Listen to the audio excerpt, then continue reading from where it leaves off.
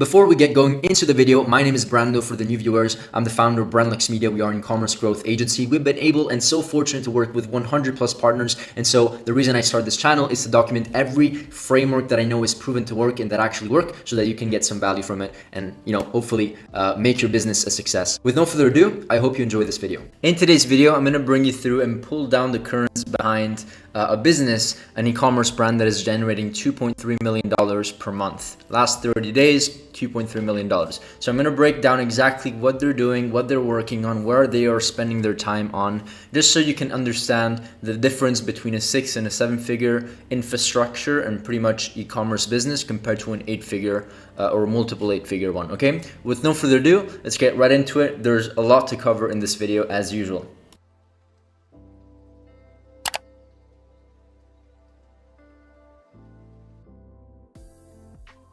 Great, as usual, every single time I go through these little case studies here and there, I show the proof, especially for the new viewers. And so as you can see here in the last 30 days, we generated $2.3 million in just 30 days, okay? They actually have 26.8% return customer rate over time, which is, a very, very healthy metric. It's typically lower, more towards the 15, I would say between 15 and 20% over the course of the year, just mostly because it's, I would say, we had Black Friday and we had the sales and etc. But, it's typically around 20%.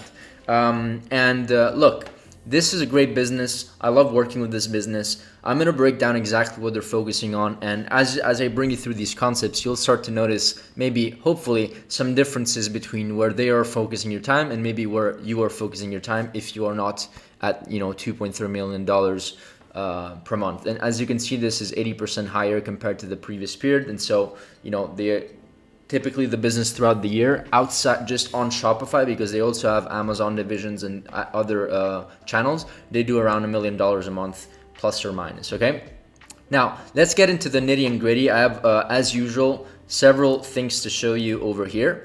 I have a pretty big long chart and freeform as usual, and I'm gonna bring you through and talk about different principles that they are focusing on. I'm only gonna talk about what they're focusing on. Now, of course, every single aspect that I'm gonna talk about in this video is not everything they do, right? There are many other things that they do that are outside of this video, but these are the principal core fundamentals that they are focusing on to grow a business like this and to have a lot of leverage. Okay, so let's start with the first thing over here. One thing that I noticed between businesses they're doing like bigger numbers and smaller numbers is that they have a much more they are able to distribute their channels. They're able to distribute their products in a much kind of like vast way. So they don't rely on just one product. And if they do have one product, they have like different variations of that product, different colors, different styles, right? Same product, but different styles, right? For example, right? So you don't have to like completely reinvent the wheel and 100% go after like completely new products. It doesn't mean that. It could also mean like reinventing the wheel on like the model, the extra little feature or something like that. Pretty much like Apple does, right? You get the point. And so they have like a distribution where they have a bunch of different SKUs, a bunch of different products, which in this case, they're actually not different. They're just at different SKUs and different models. This is how I should frame it for them. And so they have a pretty good distribution, right? And so this is also how you're able to increase revenue automatically. Even if you don't promote like, let's just say that these two are the major winners on paid ads that are allowing you to scale, and maybe are like 50-60% of revenue, then the good thing is that even if you don't promote, these other back-end products are just sitting on your website. Automatically, people are, once they go to your websites through ads, they're gonna go and find other products that they like and are interested in, and they're gonna buy, and so automatically your revenue is going to increase. I don't need to explain why adding new products is a no-brainer and really, really valuable. I always recommend at least every 3 months to launch a new product or something new to your store, to also engage with your other customers and of course build your foundations there. When I say other models, I also mean subscription. So they actually don't have subscription. They have they don't really have subscription, something that we could potentially add on if we find a way, because the thing with subscription is that you can't always find a way to add subscription to your business, or and if it doesn't, you can't really force a subscription, but there are certain ways to do it. Where perhaps what I saw is that if you maybe buy a yearly subscription of X amount, you are able to save X amount on something else. So you basically pay the subscription to have some discounts on the product that you want to buy. So, that's not what we're doing here. They don't even have a subscription, but I just wanted to show you kind of their distribution level of products. They do the same thing, this level of distribution. They're going to have the same exact approach when it comes to offers. So if there's one thing that we really start to do is testing new angles and different, not angles, but I mean in this section, talking about offers, different offers. So this is how we distribute it. This is what the 6-7 figure business does. They maybe have 1 or 2 offers that are working for them. And so what we want to do and what we're doing with this client is that we're essentially launching multiple different offers to have a similar kind of concept as the products, right? Instead of having all the cash flow of the business being reliant on product 6 and 5, right? We want to distribute it so that it's more even. The business automatically, the revenue every single day of the business is going to be a lot more consistent. And so we're achieving the same exact model. What do I mean by offers? I mean BOGO offers. Now I'm not saying exactly what they're doing.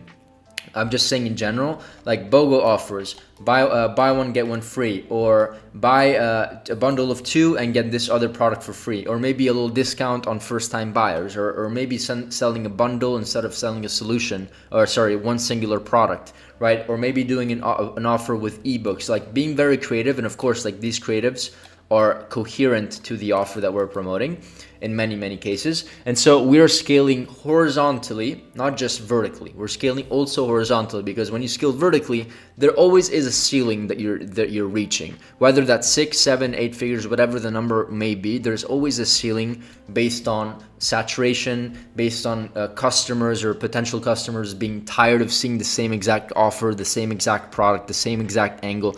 Same thing is across multiple things: products, offers, and angles. So this is the environment that we're trying to create, is to have an environment where we have a team that basically launches and tests new offers pretty consistently throughout the year. Okay, so this is essentially what we want to achieve.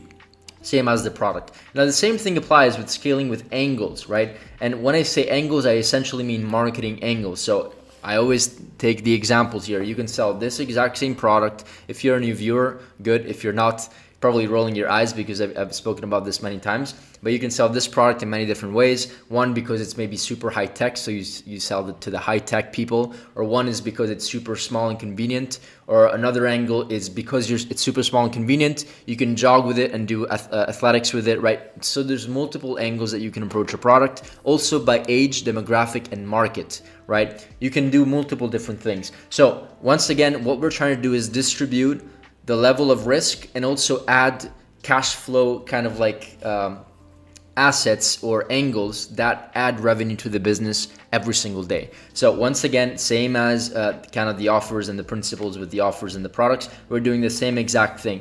And one thing that we're doing over here is that we spend 80% of our time, and this is pretty much on everything, on the entire business, we spend 80% of our time on winning angles that already work. So we're gonna have more, these are basically new creative concepts, right? So we're launching, these are basically ads, right? Creative concepts, ads, same thing.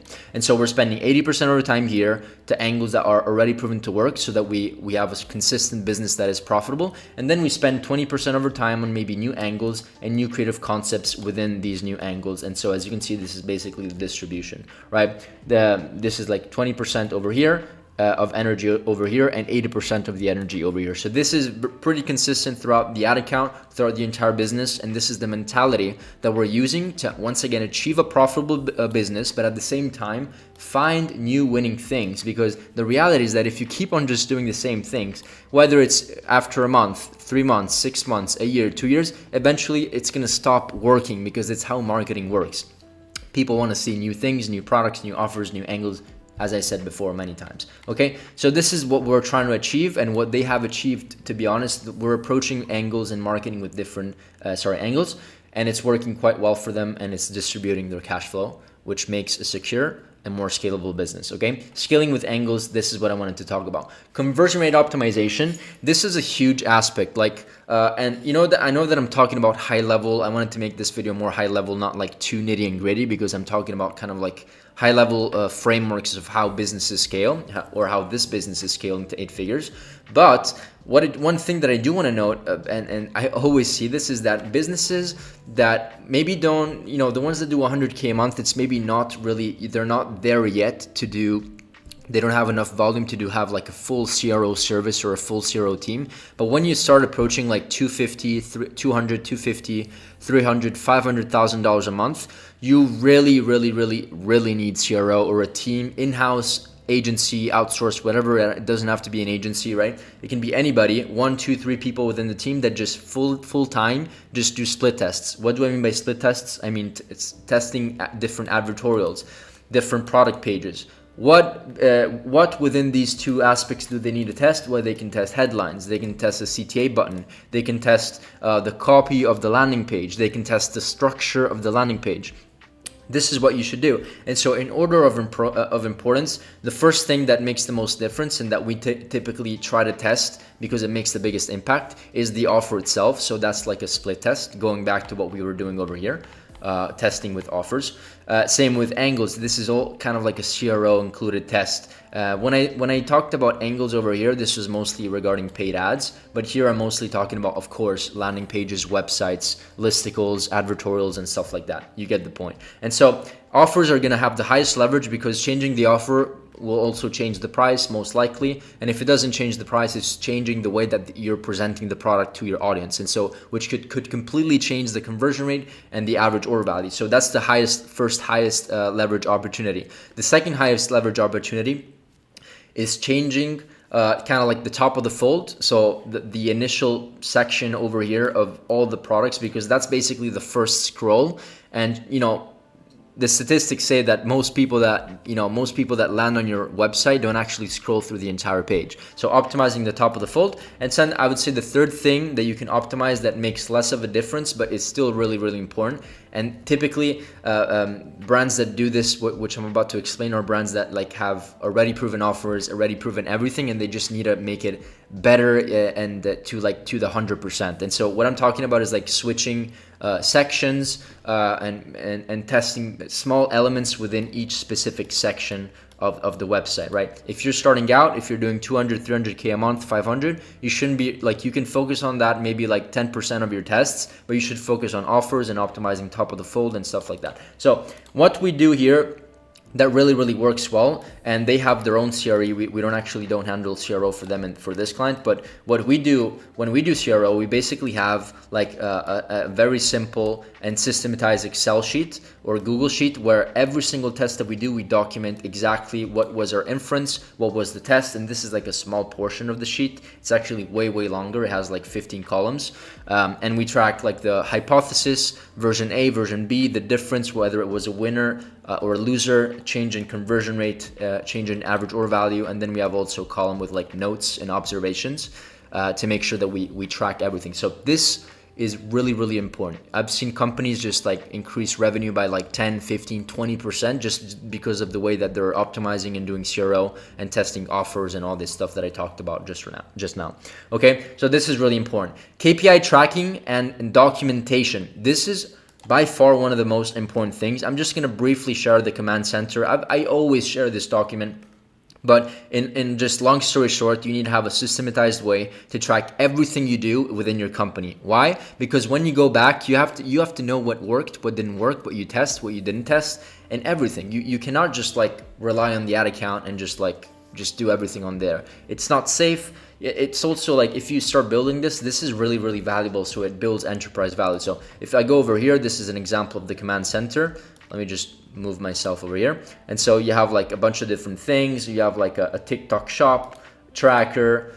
This is like for a TikTok shop service if you're doing it. So you have a TikTok shop tracker, you have a TikTok creator tracker for the creators, email marketing for email campaigns, email flows, all this stuff, a CRO tracker, which is what I was talking about before. This is basically all the columns on all the tests, etc. We have storyboards for content creators. We have a UGC tracker for like normal UGC videos or that we're trying to produce, a visuals folder, so where we have like videos and images and stuff like that. Then we have ad copies, right, where we track ad copies based on the different levels of awareness. And then we have like a creative testing tracker where every single column, or sorry, row that we track over here is essentially like a creative test on the ad account. So if we're launching a new ad set, if we're launching 3 new ad sets, they would basically go here. Ad set number 1, ad set number 2, ad set number 3, and then we track everything like the creative concept that we used on that ad set, the main emotion, the avatar customer, the hook, the messaging, and basically a bunch of different things until we basically track what the stats are. This allows us to know what worked, what didn't work, and what to focus on the near future, essentially. And then of course we have like other things like daily report, where we track all the numbers of the business with like color coding, so we know exactly what's working, what's not working, what are the trends, when we can scale, when we cannot. You get the point. Hopefully, I've been ranting for the last 5 minutes. You're probably tired of hearing my voice, but you get the point. I'm just used to like explaining this on my demos with clients, and so like, you know, this is I talk about this sheet every single day, every single week, every single day. And this is where my team spends like 50, 60, 70% of their time, because it's such a detrimental part of the business to track everything. And then of course we have like an onboarding sheet. This is for clients, whatever, but just competitors, ad IDs, and creative concepts. This is really, really important because we do all the angles here, all the creative concepts that we can test for the client or for the brand, and then all the hooks that we want to test. And so we do a bunch of stuff up front. And this is how we are operating an 8-figure business. Honestly, any business, also if you're doing 6 figures, 7 figures, it doesn't matter. This is how you should spend your time optimizing your systems and processes so that everything is super documented and very, very clear. Okay, hopefully this makes sense. Now, bulletproof creative structure, I'm not going to talk about this too much. This is a topic maybe for another day. But long story short, you need to have a predictable way of producing content. What you're seeing over here is a strategy that I've spoken about before, and essentially how we generate content, mostly for clients that want to scale aggressively, is that we partner with creators and we ask them to do B-rolls. B-rolls are like 3 to 5 second scenes of like them being happy, them being sad, them opening up the bottle, them drinking the supplement, whatever. So different scenes, and then we basically give it to the creative team and they come up with a bunch of different B-rolls all put together with different storylines. How do we create a storyline? We create it with like scripts using AI. So leveraging like Descript, which is an AI tool that we use a lot. We go and type, there's a text to speech AI feature where you can write the text, write the storyboard, and then it will translate it into like a voiceover with an accent. So English accent, male, female, New York accent, California accent, whatever you want. And so you can basically create unlimited storylines, and it's also quite cheap compared to the value that you're getting back. Next thing that is really, really important is multi-channel marketing approach. I cannot stress this enough. Like, you don't need this to scale to like 7 figures, but if you want to get to 8 figures, I've seen some brands scale to 8 figures with like 2 channels, right? Maybe Facebook and Google, but it's way easier to actually start implementing omnipresent strategies as you scale and as you grow. Because if you spend 50K a month on Facebook, maybe 5K a month, 10K a month on Google, I can almost guarantee you, I can at this point guarantee you that if you start testing like other platforms like, whatever, Google, like YouTube Shorts or TikTok, or other platforms, Snapchat, you can get and squeeze retargeting from it. We have a client that's spending like 200K a month. We just started, 150K a month. We just started with TikTok, spending like $500 a day, $300 a day. And it's such high ROAS because we're just retargeting everything. And it's just like an extra, 50 to 100 grand a month if we put in all of the extra retargeting omnipresent channels that we're putting into the business. That's an extra $1 to $2 million a year probably in just like retargeting and working with like these other platforms. And then of course, like the idea here is that once we get somebody within the pipeline, probably from TikTok, Meta, Bing, I put Bing here because we did run Bing ads for a client, which worked. And so whatever. And so once they're in, we want to make sure that they're never out again until they buy or until they unsubscribe or whatever, and they just leave. And so this is what we're doing. And of course, email and SMS, super detrimental. I'm not going to talk about email and SMS because I think you all understand the importance of that. But we try to generate between 20 and 25 at least % of the revenue just coming from email and SMS marketing. Now, if you are a 7-figure business, and you probably like you're kind of established, you probably already have that channel. What I've noticed, if there's one thing that is really a big difference between 7 and 8 figure business, is mostly like this thing over here with concepts that I just explained on the top. Scaling with offers, scaling with angles, scaling with products, and scaling with a conversion rate optimization. Okay, these are basically, if you have to get a nugget over here, and of course also tracking. Like if you, a bit of everything basically, but that's why it's on this video. But if you have to like a nugget over here, it's basically these things on the top. If you want to get one kind of like golden nugget from this video. And then, you know, chances are if you scale to 7 figures, you kind of have a process of generating creatives. It doesn't become the bottleneck anymore once you get there, and once you have a process for that. It does become a bottleneck when you want to really increase ad spend, because you need more creators, more team members, etc. You get the point.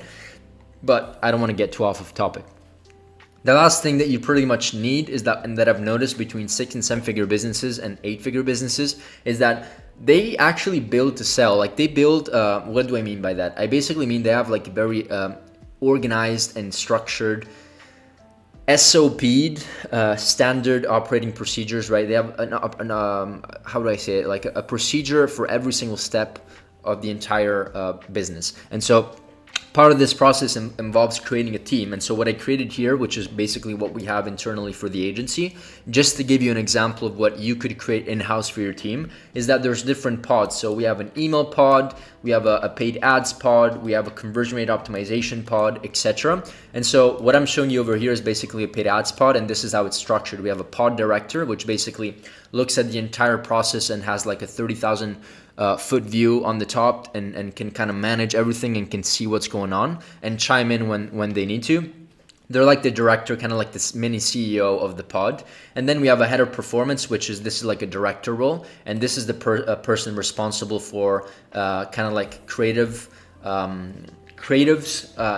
concepts, marketing angles, coming up with like ideas that generate money, essentially ideas that generate income, cash flow, profit, revenue, right? This is basically, that's why it's called, this person is called head of performance. And then of course under them they have like media buyers, and they have like copywriters and creative strategists with that, which then underneath these people there's like video editors, of course, and graphic designers. If you're trying to, if you're at multiple 7 figures, or you're trying to get to 8 figures, this is pretty much what you need. Just for the paid ads team. Probably you can be the director yourself if you don't want to hire like a mini pod CEO, right?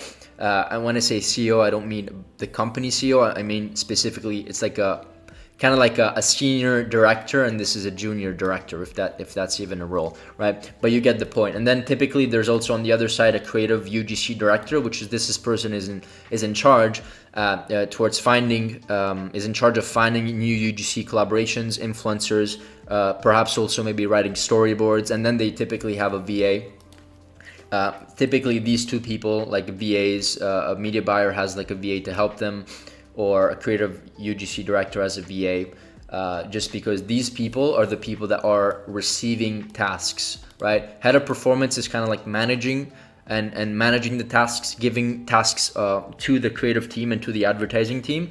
And then all of these other people are kind of like, they have tasks to do and they need to do stuff, and it's like more kind of labor work, okay? More heavy work, okay? Hopefully this makes sense, but building a team is one of the most profitable things that you should focus on if you want to grow your business, especially to the next level. You cannot do it alone. You cannot do it with 1 or 2 people. You need to build a team, okay? It doesn't have to be crazy expensive, right? It doesn't have to be crazy expensive. You can also hire part-time to start off, and you know, you can find great people in South America, in countries like Croatia, Ukraine, Serbia. Like, it doesn't have to be like a US employee that's super expensive. Sorry if you're from the US, but you know, you can get creative if you don't want to like really have like super high payroll. Okay, hopefully you got some value from this video. I did talk about general kind of things and aspects, but I did want to keep it this way, so hopefully you got some value. And once again, as I always say at the end part of the video, if you own an e-commerce business, feel free to book a call to see if you qualify. We can just have a conversation with me or one of my team members, and we can see if there's an opportunity to work together and as growth partners. Okay, that's it for this video, and see you in the next one. Bye. On a side note, before I end it off here, if you actually own an e-commerce business and you want your business and your brand to be audited, we can just hop on a call, hop on a free strategy session with myself or one of my team members, and we can pretty much have a conversation about your roadmap towards next year and how perhaps you can reach your goals. The conversation is very laid back. It's honestly just to understand if there's an opportunity for us to do even business together one day. Okay? With no further ado, thank you once again, and who knows, maybe see you in the next masterclass.